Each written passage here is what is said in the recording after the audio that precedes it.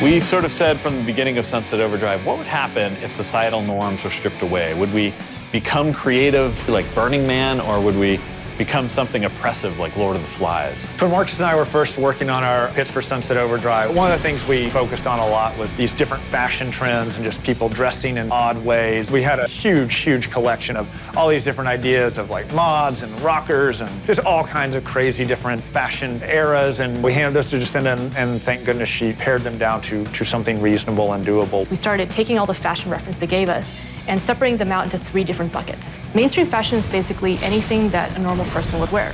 Street fashion is something that comes out of street culture, such as emo and goth.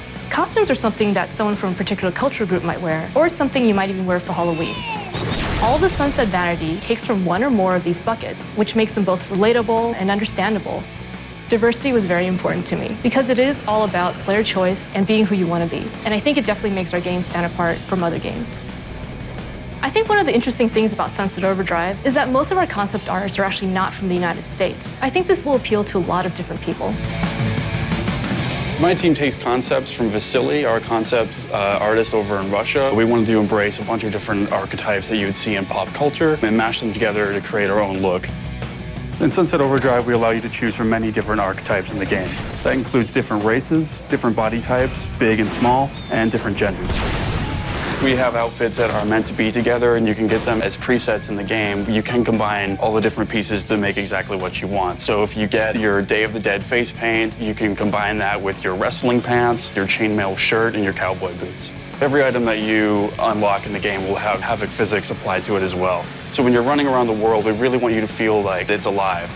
Clothes sort of provide people's most obvious identity and can even act as masks. So it's really important to me and Marcus that vanity stay as just a purely vanity element, that we didn't attach RPG stats or any other bonuses to it. And it was something that was a really big fight around the studio. Marcus and I just had to stand firm and say, you know, it's really important to this game that players be able to wear whatever they want to wear to express themselves.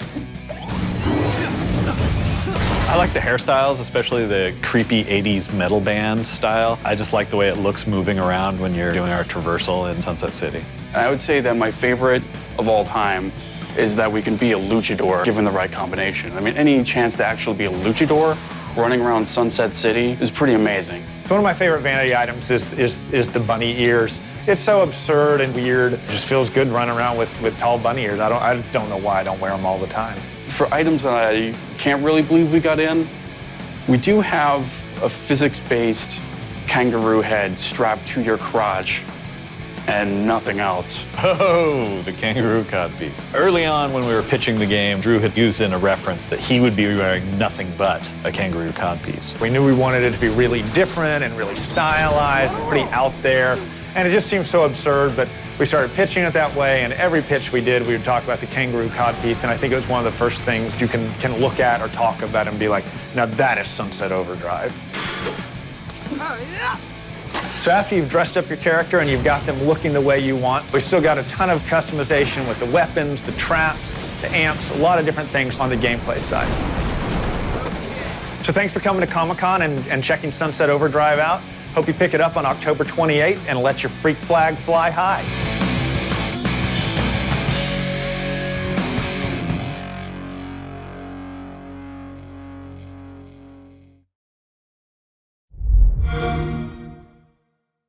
Xbox One, now starting at $399.